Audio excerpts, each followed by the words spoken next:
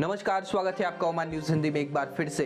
Oman के स्वास्थ्य मंत्रालय ने ओमिक्रॉन के बारे में एक स्पष्ट निर्देश जारी करते हुए बयान जारी किया है कि ओमान में ओमिक्रॉन जो नया वायरस है, नया स्ट्रेन का कोई भी संक्रमण का पता अभी ओमान में नहीं लगा है। और देखिए, जो भी बाहर से जो लोग आ रहे हैं उनकी पूरी तरीके से छानबीन की जा रही है, उनका RT-PCR टेस्ट हो रहा है एयरपोर्ट पे। उसके बाद से ही वो अगर नेगेटिव है तो सल्तनत में आने की परमिशन दी जा रही है। हालांकि ओमानी सरकार ने 28 नवंबर से ही साउथ अफ्रीका के रीजन के 7 जो कंट्रीज हैं उनके लोगों को प्रतिबंधित कर दिया था, ताकि ओमान में इस नए वायरस का जो संक्रमण है वो न फैल पाए। और इस समय स्वास्थ्य मंत्रालय ने ये दिशा निर्देश जारी किए हैं कि देखिए, अभी ज़्यादा आप पैनिक मत होइए, परेशान मत नहीं होइए।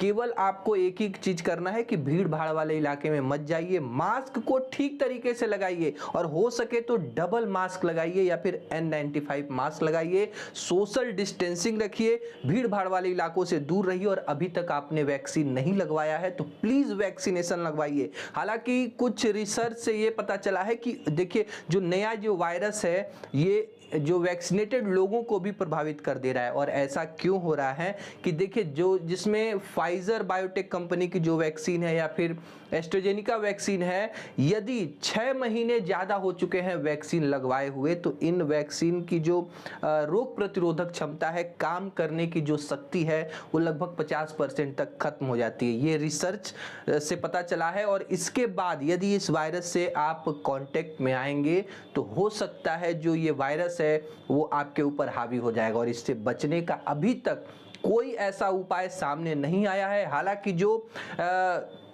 संपन्न देश हैं उन्होंने अपने देशों में बूस्टर खुराक लगवानी शुरू कर दी है। और ओमान में भी जो लोग 60 साल से अधिक हैं या फिर 50 साल से अधिक जो लोग फ्रंट लाइन वर्कर हैं, उन लोगों को बूस्टर खुराक लगाई जा रही है। और जिन लोगों को पहले से गंभीर किसी बीमारी से लोग पीड़ित हैं उनको बूस्टर खुराक लगाई जा रही है। तो ऐसे में इस समय बूस्टर खुराक ही एक अंतिम विकल्प बचा हुआ है। और एहतियात उपायों को हमें भूलना नहीं है, हमेशा पालन करते।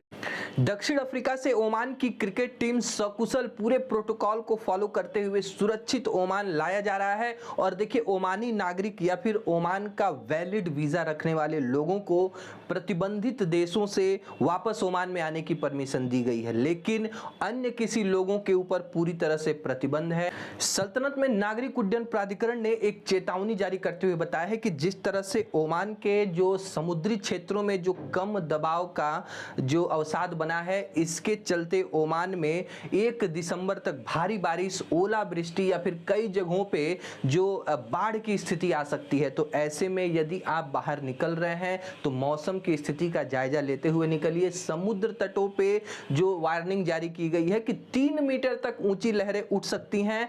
आज रात में ज्यादा भारी बारिश होने की संभावना मौसम वैज्ञानिकों ने जताई है। सुप्रीम कमेटी ओमान के स्वास्थ्य विशेषज्ञों के द्वारा कोरोना के इस नए वेरिएंट पे अपनी नजर बनाए हुए है। और उन्होंने लोगों से अपील की है कि केवल जो स्वास्थ्य मंत्रालय के द्वारा आपको जो सही जानकारी मिल रही है उसी को आप ग्रहण करें, उसी को आप शेयर करें।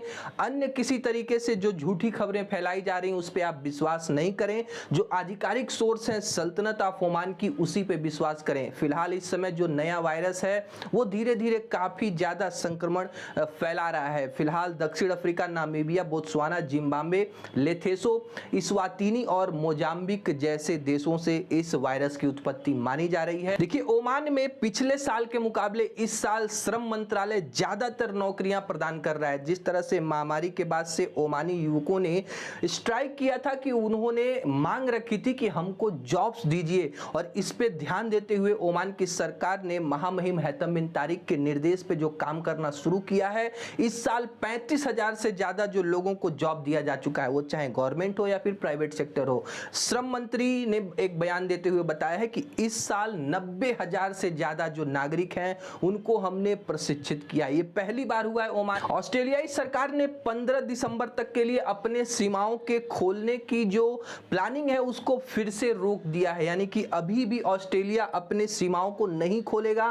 15 दिसंबर तक विश्व में कोरोना वायरस के ये नए ओमिक्रॉन के व्यवहार को स्टडी करेगा और उसके बाद यदि उसको लगता है कि सीमाएं खोलना सुरक्षित है तो ऑस्ट्रेलिया सरकार सीमाएं खोलेगी। जल संसाधन मंत्रालय ने एक अपडेट जारी करते हुए बताया कि सल्तनत में झींगा मछली के पकड़ने और उसके व्यापार के ऊपर जो प्रतिबंध है उसको बढ़ाया जा रहा है। ये प्रतिबंध 30 नवंबर को समाप्त हो रहा था। अब इसको बढ़ाकर 1 दिसंबर 2021 से शुरू होकर ये नवंबर यानी अगले साल 30 नवंबर 2022 तक कर दिया गया है। और इस दरमियान यदि कोई व्यक्ति झींगा मछली पकड़ता हुआ पाया जाता है तो उसके ऊपर 5000 ओमानी रियाल का जुर्माना या फिर 3 महीने की कैद और ओमान से निर्वासन की भी सजा इस पे निर्धारित की गई है।